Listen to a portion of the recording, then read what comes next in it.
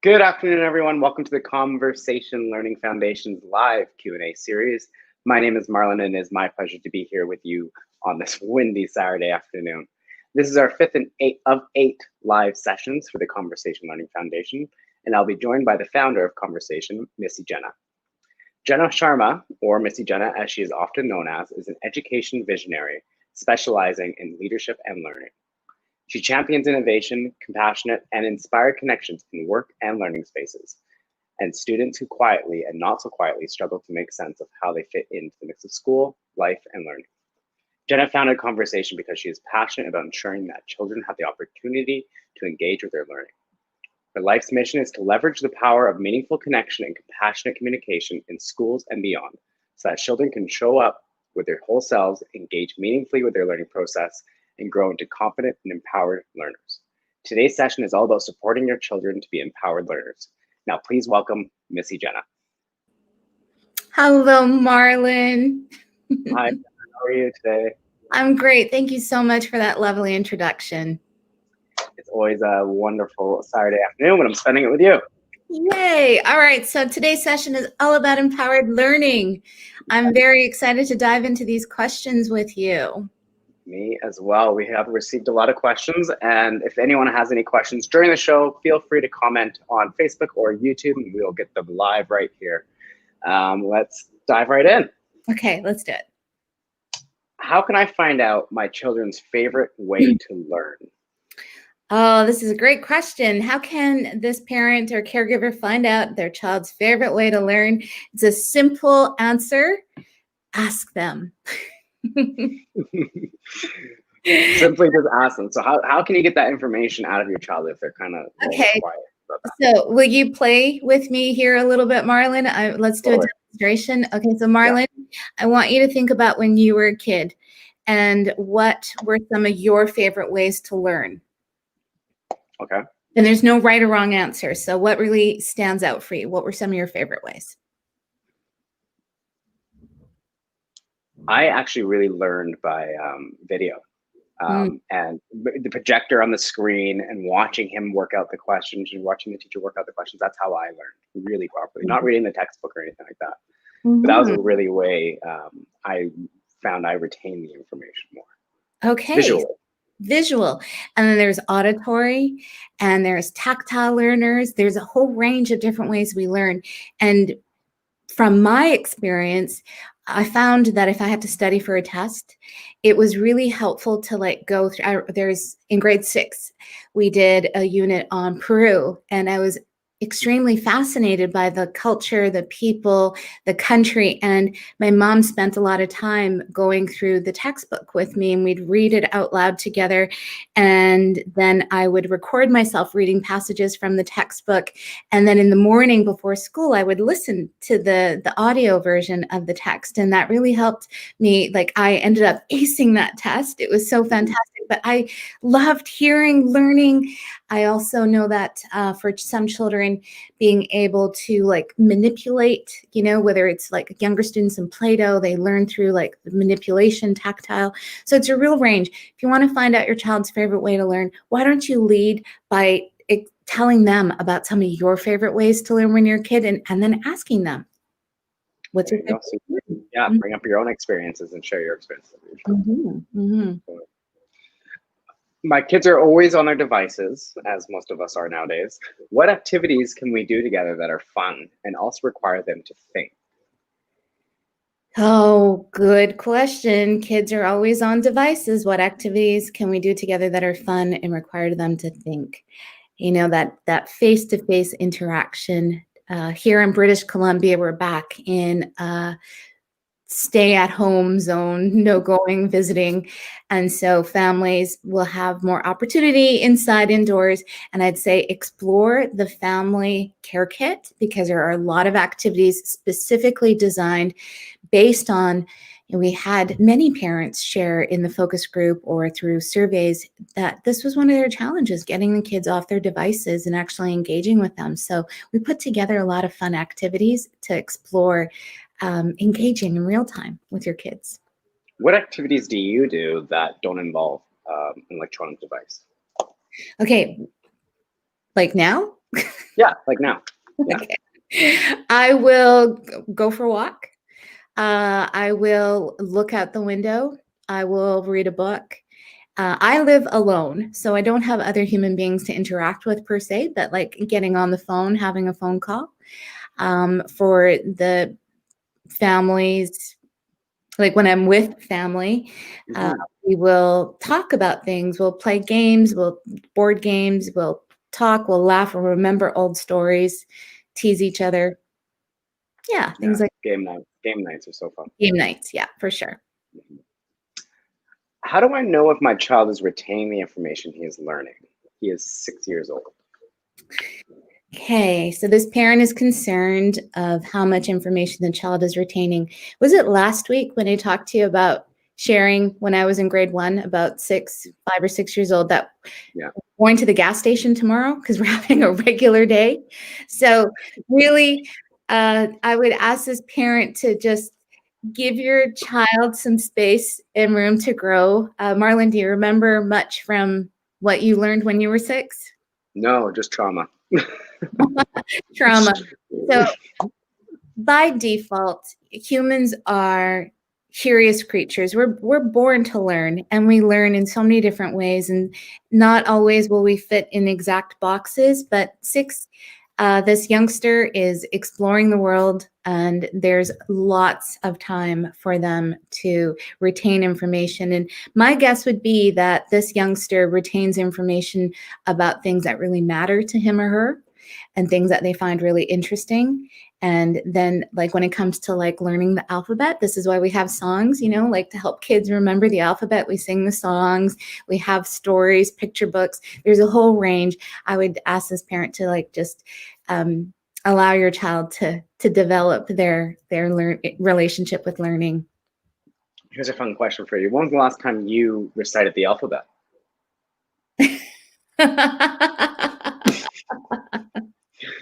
I just did it the other day, so. Good question. I love that.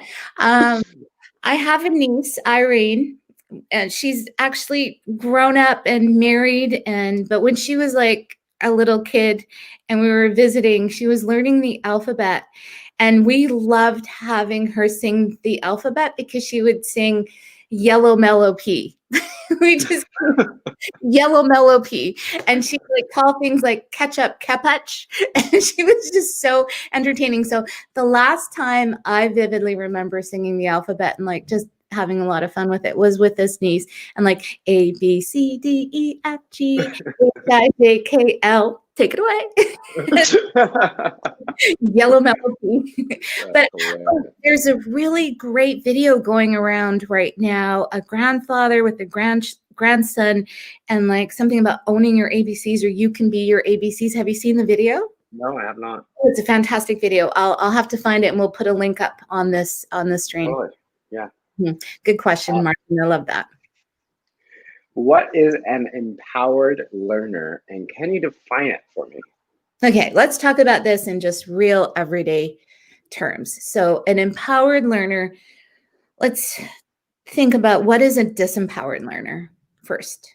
And a disempowered learner is somebody that doesn't want to do it, maybe has given up, doesn't understand why they have to learn something. You'll notice through their attitude or their words, like they're really resistant to learning. And an empowered learner is somebody that is taking ownership of their learning. They're feeling confident, they're feeling involved, engaged, inspired. And so an empowered learner is somebody who understands why they're learning what they're learning, like they're involved with it. Does that make sense? We can look at it, a proper dictionary definition of it. No, that makes sense. I mean, engaged is another word I would kind of use as well. Yeah. They want to be engaged, but they're actively involved. Yeah. And, you know, we're all human, and there's some things that we're going to be very excited to learn about. And then there's some things that, you know, our brains are different. Our brains are wired differently based on our life experiences. And like if I have to if you told me, Jenna, next weekend you have to go take an accounting course, I would really show up disempowered. I can tell you already, I would be a completely disempowered learner, because why are you sending me to learn about accounting? And or if you said, Jenna, next weekend you're going to go do a creative writing course, you're going to talk to other content creators, and you're going to just like have a dialogue, I'd probably be way more excited about that because it's around a topic that I know and understand. So, but often in school we have subjects or material that we don't like. I was never a fan of mathematics in school, never. Did I have to do it? Yes. Was I an empowered learner doing it? Probably not. So what are some ways that even if you are disempowered, how can you become more empowered, more engaged? So glad you brought that up, Marlon, because math was very challenging for myself as well, especially we got into like algebra and like math and all those things. It was frustrating. And drawing from my own experiences, like my mom's a brainiac when it comes to math, and all of this came so naturally to her, for her. So when she's trying to help me, like the frustration level sort of compounds because it's so obvious to her, but she doesn't understand why I'm not getting it.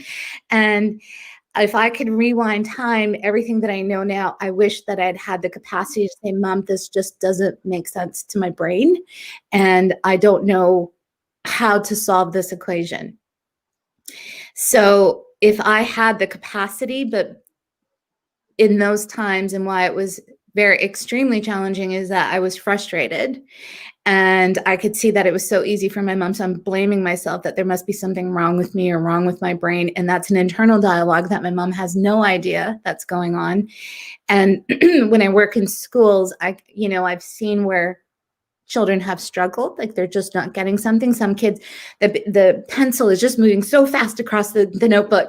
And for other kids, it's like such a slow pace, like they're just not getting it, or they're doodling. So I would invite all parents, caregivers, teachers, educators to like recognize that when a child does have a challenge around a subject or a concept, that compassion and like helping them understand like what the challenges are, or that you've had challenges, kind of gives them that freedom to go, oh, okay, it's okay to not understand this, and I can work with you step by step. How does a child who's 11 learn the best? How does a child 11 learn the best? This 11-year-old child has, I'm sure, a lot of interesting facts and stories they could tell you. So as we discussed earlier in the show, that there's so many different ways to learn. No two kids are the same. Talk to your 11-year-old and ask them, how do you learn best? What do you like to learn most about? What do you like to learn least about? And in that, you'll get to gauge what their strengths are and where some of the challenges may occur for them. That's good advice.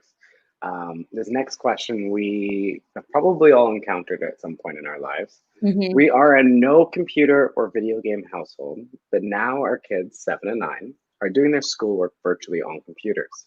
I am not a fan of them staring at their screens. Are they actually learning? Okay.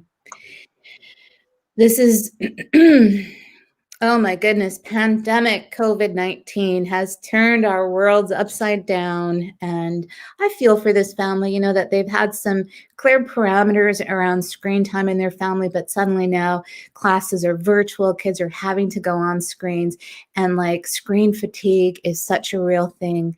And to just bring this back into the most human, compassionate, like forget kids, like let's just talk about being human. Marlon, were you in a meeting, an online meeting at any point this week where you just checked out? Yes, I was actually. Yeah, I just honestly at one point I just I think I zoned out for like a good minute or so. And then I kind of catch up on what we were talking about because I just wasn't engaged. Yeah. I think it was at the 45-minute mark of my third Zoom that day. So just I was checked out. Yeah. And you got to realize that who knows what is happening in the backgrounds of these kids' homes. Like I hear from teachers that it's really hard for them to gauge where the students are at, especially if the video cameras are off. If they were in an actual classroom setting, a teacher would have a sense of, who's with me, who's kind of fallen off, who looks a little bit checked out, and then you do some sort of activity or physical movement or whatever to interrupt the flow. And I'm guilty as well, Marlon. I'm in meetings and, one of the project managers will be talking us through and going through slides, and like, I will have to oh, hang on.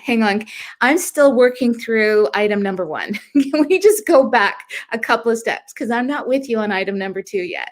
And what I know is most kids don't have that ability yet. They haven't developed the ability to say, hang on a second, I'm not with you. And in fact, it's tricky, even for an average person to just be able to admit that I'm not with you right now. Even if you were confident, or even if you were able to do that or say that, a lot of it comes to the confidence around your classmates as well, of interrupting the teacher and being like, I don't understand this. Can you help me? Asking for help is always kind of like that. Yeah. Right? And that is like bingo, the safety of the classroom, creates safety and ability to say, I need help. I don't understand that. And if a child doesn't feel safe, if you and myself can feel a little out of sorts in a Zoom meeting or an online meeting, then for a child, they may have very real struggles about I see my teacher, but I don't understand how I fit in this right now. So safety. And going back to this question, I'm not a fan of them staring at screens. What are they actually learning? It's such a valid question, and one on, I'm sure, many parents' minds. There are some kids that are really struggling. And I would ask this parent to just talk to their kids about, what is it like being on school online? What are you learning? What aren't you learning? How can we support you? Another thing I'm finding is I actually had to get glasses because I'm staring at my computer screen more often. My eyes are more strained since the beginning of COVID. And so that's going to be affecting kids as well in the future. Yeah. It's bound to happen. So looking at the screen and then looking away from the screen, taking time. There's rules around 20, but I don't know exactly what the rules are. So 20 seconds you're supposed to look away. I'll get some clarity on that. But yeah, the constant screen time will have impacts. Am I able to assess my young child's learning capabilities? If so, how? He's 7. Am I able to assess my young child's learning capabilities? Let's just drop the assess part of this question. Am I able to gauge or have a sense of my child's learning capabilities? I'd say look at what they're doing. Look at what they're motivated to play with, what they're motivated to talk to you about. Look at what activities they choose. And I'd say it's less about assessing because the child is 7. And they're exploring, right? And if this parent is concerned, they should definitely talk to the child's teacher. But for the most part, a child's learning capabilities, I think that just from life experience, that sometimes parents, and I encourage all parents to not put yourself into this trap of comparing where your child is to another child, or looking at, say, your friend's child who's 7, and well, that 7-year-old's doing this, but my 7-year-old's not doing that. They're all going to bloom at different times, and it's totally okay. And that's a good point, because a lot of people do make those comparisons amongst children, amongst other parents, and how they parent, but even children amongst themselves make comparisons amongst each other and compare each other, what they have, what first this child has, what this person eats for lunch, what this person eats for lunch. So you're right. Oh my goodness, Marlon, that, thank you for bringing that back. I immediately flash back to grade 1. My best friend, Erin, she had some challenges in school. Like between the two of us, I was probably the one that excelled and did a little bit better academically. And there was one particular day where Erin had just poured her heart and soul into this poem about ducks and drew the most beautiful picture of these ducks in this pond. And the teacher she look at what Erin did, everybody. And she held it up, and I felt two things. I felt so proud of Erin, and I felt so jealous. I was like, it was so bittersweet because I was like, oh my gosh, Erin, that's amazing. But at the same time, like I'm comparing myself and why didn't my work get featured and blah, blah, blah. And then that same day coming home from school and going to Erin's house, and Annie Fran like framed Erin's work and put it up on the wall. And I would look at it and like just filled with like so much pride for her. And so like for parents, just remember that being a kid could be complicated. If you just take time to reflect on your own experiences, you remember that it's not so easy being a kid, and kids can have mixed emotions about things, and child's learning capabilities. Like I wish Erin, like I would love for anything to go back and see that image that Erin had drawn in the poem, but I wonder if it's still on the wall. They don't live in the same house anymore, but yeah, that's a good point that kids compare themselves to each other. And of course, all that I've shared with you is always just in my head, never ever shared out loud. So nobody knew what I was going through. Why would I think to even say that? Right. Huh. The prompts.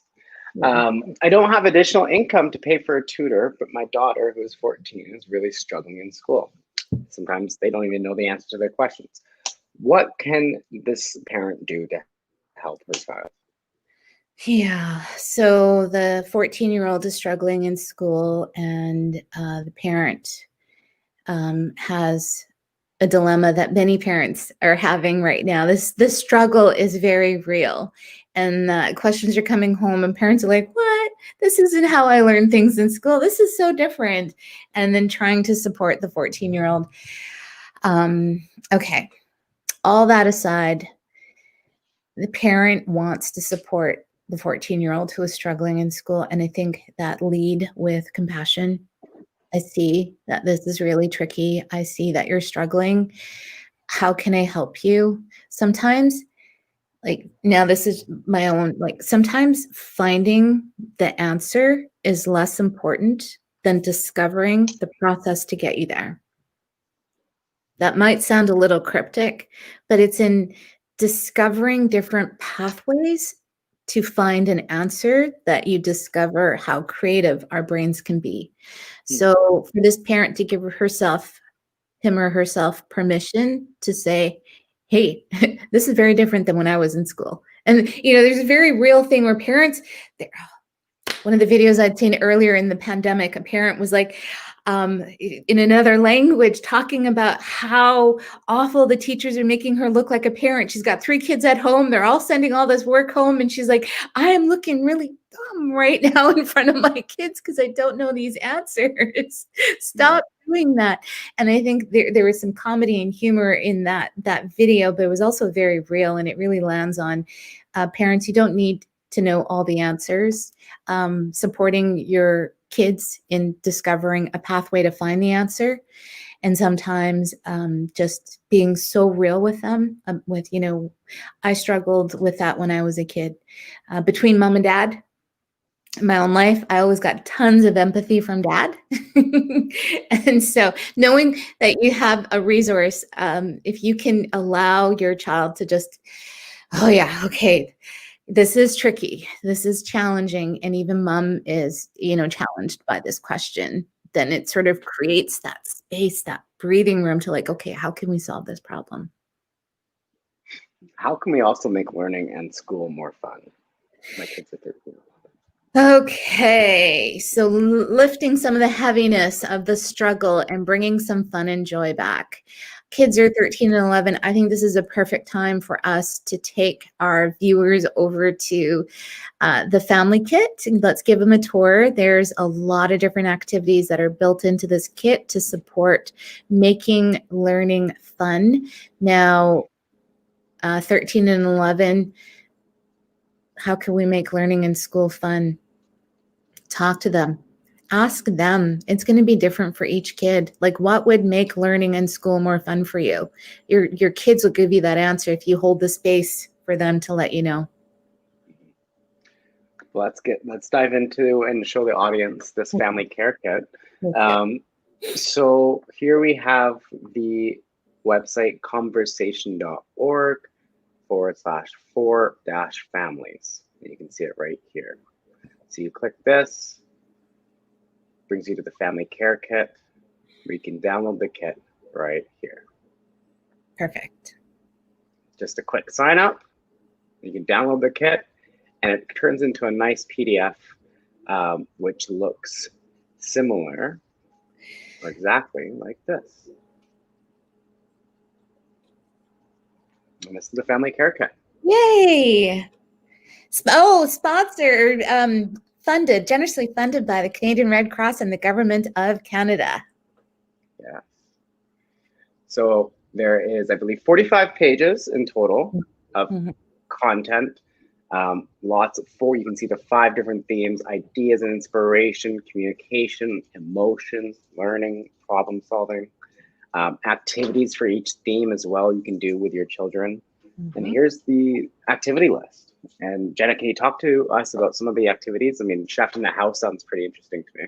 Do you know what that activity is all about? What did you say? Chef in the House? The Chef in the House. Okay, so Chef in the House, what do you like to cook? What are your favorite recipes? What can we cook together as a family? Cooking and mealtime is such an important part of family time. So, sorry. Why don't we go to why don't we go over to learning? And parents can see that there's a lot of information and resources and activities.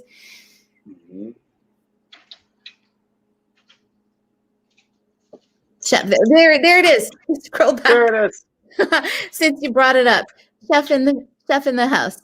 Information. Chef in the House. There we go. So invite a family member to plan a meal together. What is the name of the meal? Ingredients. Make a shopping list. Preparation. Prepare the food. Enjoy the meal with your family. So this is all about creating a meal together, which is such a fun experience. Yes. Getting the kids involved. Yes. And we're going to go to the learning page 29. section. Page 29. Yeah. And here we are. So learning, making learning transparent really is the goal of conversation, because we go to school to learn, but so often we don't actually talk about what it means to learn. And so through the family kit, we really hope that families, parents, caregivers will be inspired to get into dialogues with their loved ones about learning and the challenges of learning, how to make learning fun, and then using the process of observe, reflect, and connect. Now, let's show them some of the activities here for learning. Lightning round questions. I love lightning round. It's beautiful when you get a question, you don't have too much time to think. You just give the answer. It's like, oh, boom, boom, boom. So lightning round, 1-minute timers, friendly competition. I think in my very first interview, Ask Us Anything, you did a lightning round of questions with me. Yeah, we did. I loved that. So families get to experience that with each other. Book club, if your family's into reading. And the next we'll talk about, I think next week will be around problem solving. But as you see, there's such a range of activities, ideas, and inspiration. We really hope that families will be inspired to connect with each other, like devices down, and just be human together. Beautiful. The family care kit is there activities for what ages does it really range from?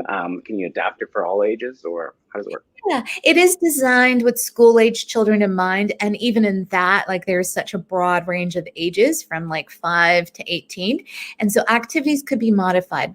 Parents, use your judgment. Like for the chef at home activity, if you've got a 5-year-old, you'd be a little bit more involved. If you've got a 15-year-old, maybe you give that 15-year-old a little bit room to design their own meal.